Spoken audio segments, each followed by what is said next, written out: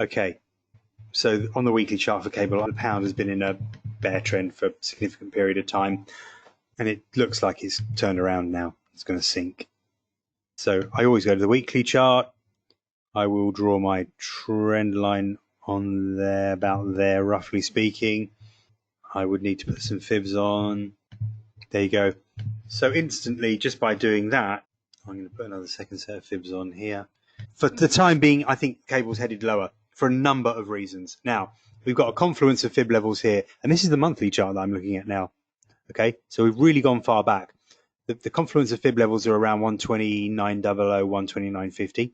We've got the 50-month moving average, the black line. We've got the 100-month moving average, the blue line, at 132.00, and we got to 131.40.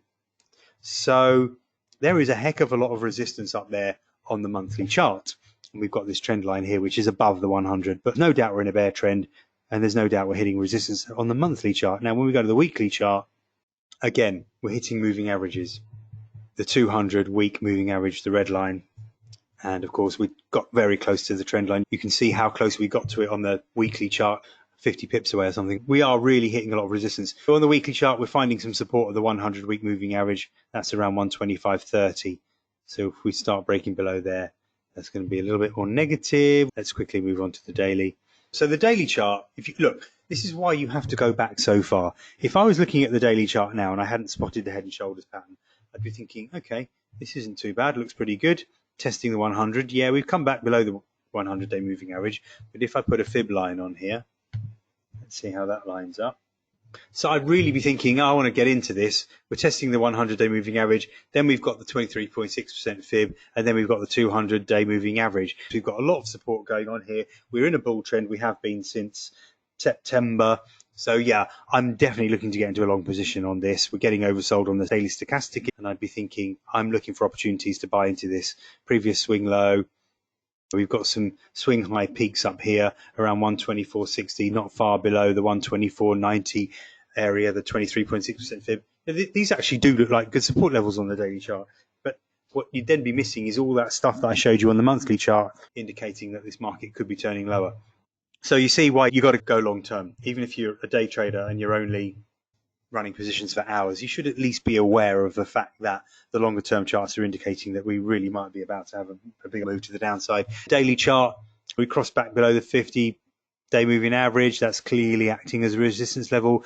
Now we've broken below the 100. I wonder if that will be a resistance level. It looks like it was on Friday. And then to really drill down, we go to the 4-hour just to have a proper look at the head and shoulders pattern, which I think looks pretty clear. So that's that low there, and I'm going to take that low. I'm joining it to this one. Maybe it should be there. This is probably just a wide right shoulder, and you can see holding below the 200 period moving average. Anyway, now we're definitely below the 500. I think that's significant. We're trading below the 500 period moving average on the 4-hour chart. We've got some negative crossovers on the 4-hour chart as well, which just adds to the negative sentiment. And the neckline is around 126.20, 126.30. We're clearly trading below that now. We're trading at 126.04. We've had a little dance around the neckline, and we may dance around it for more, because that does tend to happen.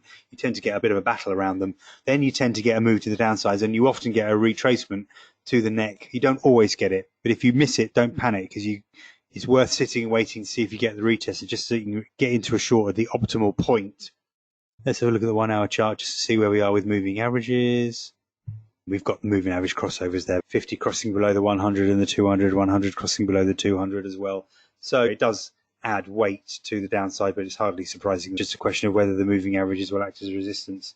Now, clearly, around the 126.80, 127.00 area, that is resistance if we do bounce that far. Now, as I said, the market can dance around this the neckline for a while. It'll squeeze people out happily. But as long as we hold below 127.00, I would still remain in a short position. And you can see why. Good moving averages, converging 23.6% fib. And even at 127.75, I would probably still be happy to be short. Above 128.00, no, I don't think I would be. I think I'd have to consider that the pattern had failed.